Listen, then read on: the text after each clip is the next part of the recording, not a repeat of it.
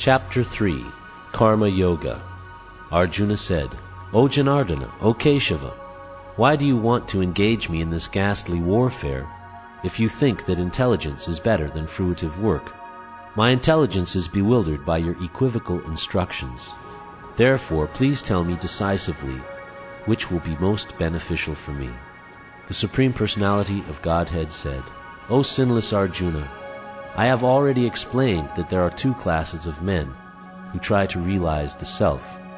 Some are inclined to understand it by empirical philosophical speculation, and others by devotional service. Not by merely abstaining from work can one achieve freedom from reaction, nor by renunciation alone can one attain perfection.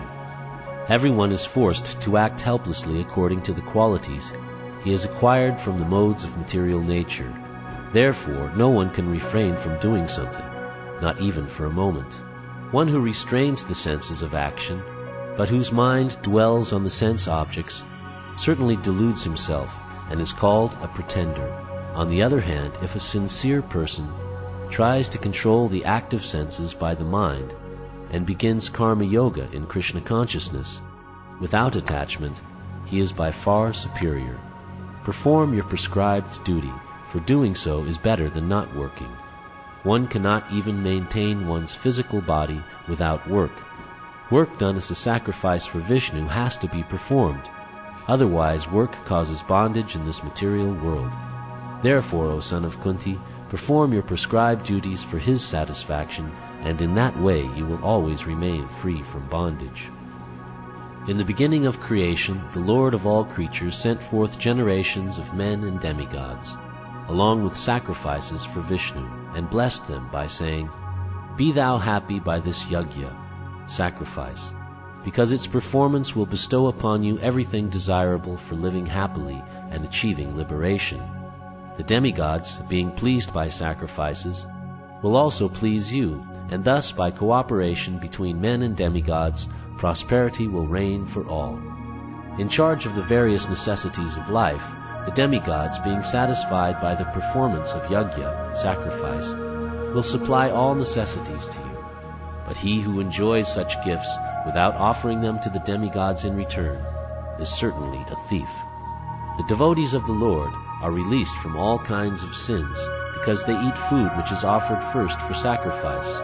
Others who prepare food for personal sense enjoyment verily eat only sin. All living bodies subsist on food grains, which are produced from rains. Rains are produced by performance of yajna, sacrifice, and yajna is born of prescribed duties. Regulated activities are prescribed in the Vedas, and the Vedas are directly manifested from the Supreme Personality of Godhead. Consequently, the all-pervading transcendence is eternally situated in acts of sacrifice. My dear Arjuna, one who does not follow in human life the cycle of sacrifice, thus established by the Vedas, certainly leads a life full of sin. Living only for the satisfaction of the senses, such a person lives in vain. But for one who takes pleasure in the self, whose human life is one of self-realization, and who is satisfied in the self only, fully satiated, for him there is no duty.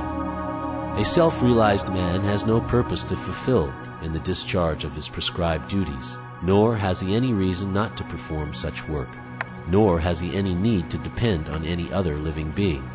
Therefore, without being attached to the fruits of activities, one should act as a matter of duty, for by working without attachment, one attains the supreme. Kings such as Janaka attained perfection solely by performance of prescribed duties. Therefore, just for the sake of educating people in general, you should perform your work. Whatever action a great man performs, common men follow, and whatever standards he sets by exemplary acts, all the world pursues. O son of Pritha, there is no work prescribed for me within all the 3 planetary systems, nor am I in want of anything, nor have I a need to obtain anything, and yet I am engaged in prescribed duties. For if I ever fail to engage in carefully performing prescribed duties, O Partha, certainly all men would follow my path. If I did not perform prescribed duties, all these worlds would be put into ruination. I would be the cause of creating unwanted population, and I would thereby destroy the peace of all living beings. As the ignorant perform their duties with attachment to results, the learned may similarly act, but without attachment, for the sake of leading people on the right path, so as not to disrupt the minds of ignorant men attached to the fruit of results of prescribed duties. A learned person should not induce them to stop work. Rather, by working in the spirit of devotion, he should engage them in all sorts of activities for the gradual development of Krishna consciousness. The spirit soul, bewildered by the influence of false ego, thinks himself the doer of activities that are in actuality carried out by the three modes of material nature. One who is in knowledge of the absolute truth, O mighty armed, does not engage himself in the senses and sense gratification, knowing well the differences between work in devotion and work for fruitive results. Bewildered by the modes of material nature, the ignorant fully engage themselves in material activities and become attached, but the wise should not unsettle them, although these duties are inferior due to the performer's lack of knowledge. Therefore, O Arjuna, surrendering all your works unto me, with full knowledge of me, without desires for profit, with no claims to proprietorship, and free from lethargy, fight. Those persons who execute their duties according to my injunctions, and who follow this teaching faithfully without envy, become free from the bondage of fruitive actions. But those who out of envy disregard these teachings and do not follow them are to be considered bereft of all knowledge, befooled, and ruined in their endeavors for perfection. Even a man of knowledge acts according to his own nature, for everyone follows the nature he has acquired from the three modes. What can repression accomplish? There are principles to regulate attachment and aversion pertaining to the senses and their objects. One should not come under the control of such attachment and aversion, because they are stumbling blocks on the path of self-realization. It is far better to discharge one's prescribed duties, even though faultily, than another's duties perfectly. Destruction in the course of performing one's own duty is better than engaging in another's duties, for to follow another's path is dangerous. Arjuna said, O descendant of Vrishni, by what is one impelled to sinful acts, even unwillingly as if engaged by force?